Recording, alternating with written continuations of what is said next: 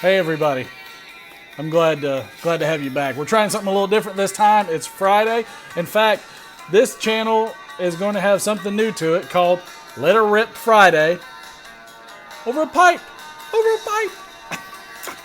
I know you don't care right now, but you will. So we've got a few things going. The rain has stopped. I'm not going to lose power to all my equipment. I'm excited about that. But it's been fairly stressful. It's been a little stressful. The dog stopped whining. So everything is going good right now. So it's a good day. Got some interesting things to talk about on the channel.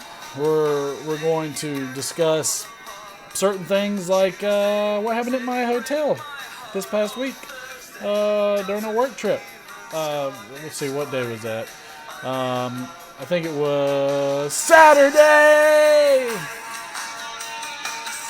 It absolutely was not Saturday. But anyways, we it was a lot of fun. We had a very interesting moment in the bathroom. We'll have to get into that in a little bit. Another really cool thing that we're going to talk about on the channel today, just going through different things. One of is which somebody has discovered the oldest moment in history when tobacco is used. That's pretty cool. I've got some interesting things concerning the FDA. So there's some stuff coming down with the FDA. There's just a lot of interesting stuff. I've noticed in some articles where, we're going to talk about that they're undercover, underage informants just to get people Saturday! No, not to get us that, but really to bust them for selling to underage, kids. Obviously you should not be selling to underage kids, but I'll tell you right now, there's some big old dudes and kids that are underage that probably look like they're 30 years old. But I've got a nice large list that I'm looking at for this one. Today, I'm going to be smoking my Peterson. Which one is this? This is light 314, I believe. So my nice little 314. I like to smoke Virginias in these. I feel like your smaller pipes do well with Virginias, or really anything that maybe burns hot. We're gonna pop in some of the good stuff. Old Rat Rays. Is this focusing? Should be. Anyways. So, Rat Ray's Old Gowrie. Old Gowrie is a broken flake which combines dark Virginias, fired Kentucky, and a hint of Perique. It is pressed, then cut, and hand rubbed. And they're right. It is a hint, a smattering, a speckle of Perique, that's fine. I am drinking today my Red Hair SPF 550. Stuff is so good. So good. I'm really excited about that one. That's it going in its little koozie. That was juicy. So let's get to some of the things that I wanted to talk about today. So first off, my trip. I'll probably just go ahead and load the pipe while we're talking about this. My trip to Tennessee was, I have to go there every so often for work. Look at this broken flake. Goodness. That is some cool stuff. But I every once in a while have to go to Tennessee for work because I work for a large corporation, and that's just what they require us to do. And that's fine. I don't mind going. It's not a terrible drive for me. I like Tennessee. It's a beautiful place, great state. But I was shocked and overwhelmed by something I found in the bathroom. And a coworker of mine was a little unnerved when I came out of a stall and said, "Hey man, hey, come check this out. And he looks at me and goes, dude, that's gross. Anyways, it wasn't for that. It wasn't for that at all. But what I had noticed before I had begun even using the facilities, there were two little green bags. Two little green bags. Okay? And in these green bags, was something that I don't think was supposed to be there.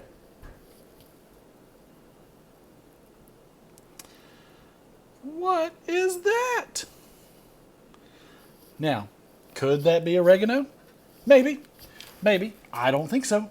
I really don't. I don't think so at all. I'm gonna try and stay on par and make sure we're going through everything, but I'm gonna try and keep this video short. I'm sure people hear that all the time, and I usually don't care when somebody says that. I actually like long videos. So regardless, oh, love the rat raised Old Gowrie. So I found marijuana at a very nice hotel in Tennessee, and I was like, so I got out of there because I was like, well, somebody probably wants this, and they're probably going to come back. So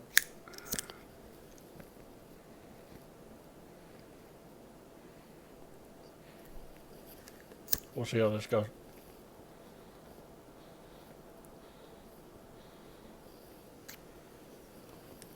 Got the char light. So that was the first part of it, and so I thought that was fairly interesting that could even happen. But that's just being kind of naive. I don't think, I'm sure there's people out there that are like, oh, that's really not that big of a deal. I'm like, well, for somebody that does not participate in those activities, it was a pretty big deal to me.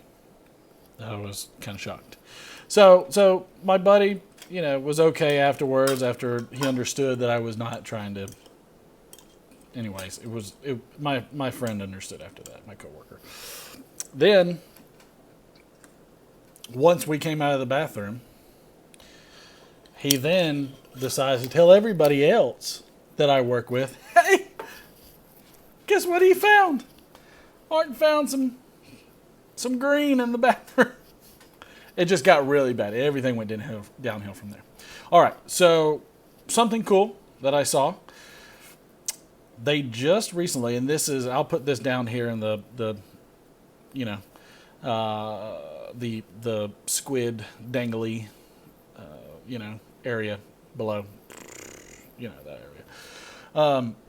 One of the things that I read earlier from Science Magazine, sciencemag.org, that a team found clear traces of nicotine, which they say is a telltale compound and everything, from a pipe, a Native American pipe, next to animal bones found alongside it, which were dated from between 1685 to 1530 BCE, but BC, whatever you want to call it.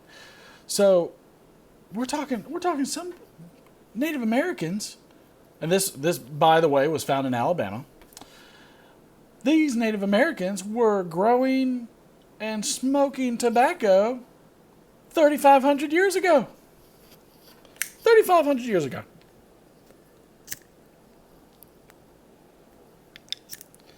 But we're real nervous about it now. This is gonna be another one of those lights.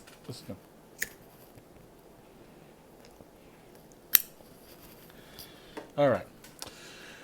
So, and I'm reading off my notes and everything because I find this really fascinating. But 3,500 years ago.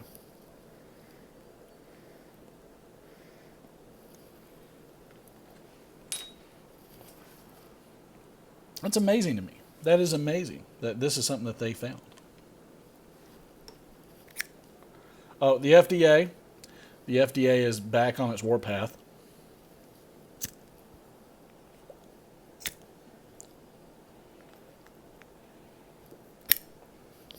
So we get to entertain this. So basically, the FDA is pushing again to do a considerable amount of, what was it? And it wasn't just the FDA, this report that kind of got me, but it was also some of the information, because it has a lot to do with the vaping and everything, but they're tying in a lot of things on top of that. Between the cigarettes and the vaping, they're really pushing the bounds of what I think is, it's just getting a little ridiculous, okay, as far as I'm concerned. But so the title of the article is the FDA warlords moving to crush vaping and flavored tobacco products. Despite the requirements in Article 1, Section 8 of the Constitution that only the Congress has the power to declare war, the FDA, Food and Drug Administration, an agency of the executive branch, has been engaged for more than half a century in an all-out war of what is obviously considered the most dangerous foe on earth, tobacco. So FDA warlords now are launching an all-out assault on flavored tobacco products. If successful, this effort will drive from retail shelves across America virtually every pipe tobacco product, menthol-flavored cigarettes, and flavored cigars, along with any other products that combines tobacco and flavoring agents.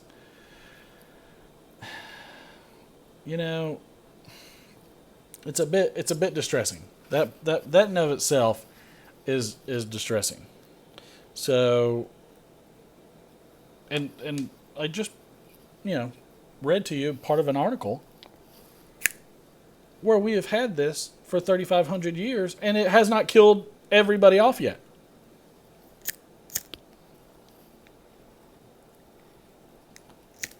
And yes, there is inherent risk. There is inherent risk to whatever you consume. But some of the things that were fairly disturbing were some of the comments that I saw. So, one of which came from this Bennett Canova. They're going to legalize weed and outlaw cigars. Dana on there said, all the while, government, state, and local are pushing to legalize marijuana. This is the height of stupidity. Leave tobacco and vaporizers alone. Allow adults to be adults who can make their own decisions, for better or worse. Go away, FDA, busybodies. Billy Vernetti. The vaping industry started as a way to help folks quit smoking. Since then, it has been hijacked into becoming a vehicle for nicotine addiction.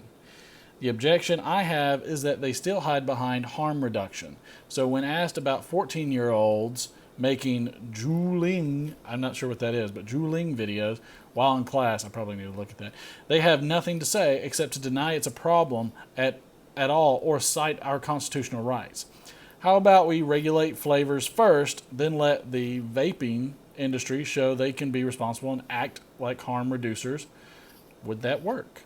So there's a lot out here. There's over the top hyperbole. War? Question mark? This is by Alice Cheshire. Try writing for Alex Jones from here on out, is what they're saying about this person. It's just this is obviously it's more of a hot debate than I ever thought, but there's obviously a lot that comes to it. There's multiple extremes. I'd be curious to find out what all of you consider to be the biggest issue with either vapes or cigars or nicotine. I'd be curious on where that common ground is. So what are your issues with them trying to remove all these tobacco products for us in the pipe community? Obviously, this ruins a hobby of ours, which we are not trying to, overly, we're not trying to hurt anybody. I think everybody is making all the attempts to be responsible for this. I do feel like the abuse is probably more in the cigarettes and the vaping, to be honest. But I'm sure there's younger. I mean, I was younger and smoked a pipe, so I firmly believe there's probably more cases involved in here. So, anyways, I'll put that article down below. I found it interesting, definitely for the comment section, to see how extreme people get about these issues. It'd be nice to try and find some common ground. Another article that I found from www.cleveland.com, Avon Lake, Ohio, outright prohibits the use of tobacco products in all basically but your home. And, and I'm asking what's next. So just from this article, Avon Lake, Ohio, kudos to the efforts of Avon Lake Ward 4 Councilman David Coase, and Avon Lake City Council for unanimously passing 2 ordinances that prohibit tobacco use in all city parks, playgrounds, and beaches, as well as on any city property. For example, the city hall, safety center, service departments, things of that nature.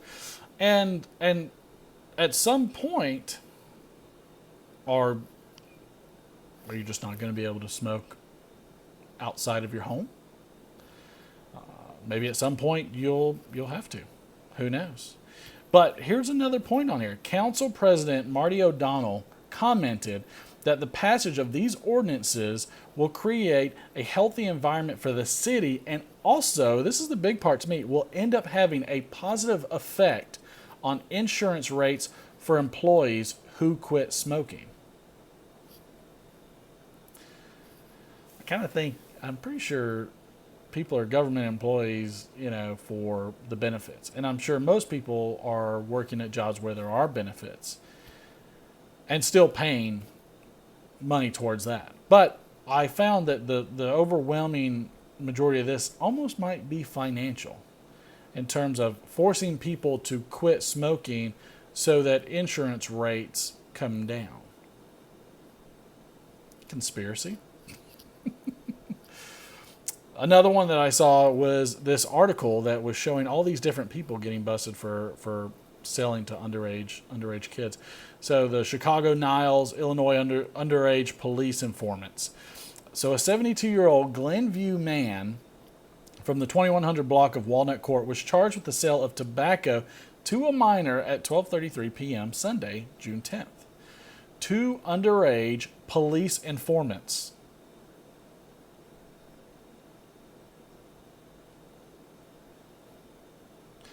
Two underage police informants went to Here's Cheers, 8006 West Oakton Street, and allegedly successfully purchased cigarettes from the clerk.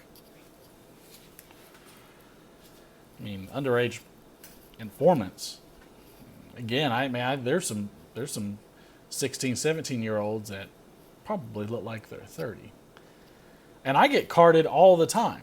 Even in my brick and mortar, I get carded all the time. So this was a bit unnerving, but strangely enough, I think there's probably a lot to it, but I'm hoping that some of this will change over time. We're going to keep doing this though. I hope everybody got something out of this episode. I'm excited to do it. I'm excited to be putting out videos on a hobby that I really enjoy.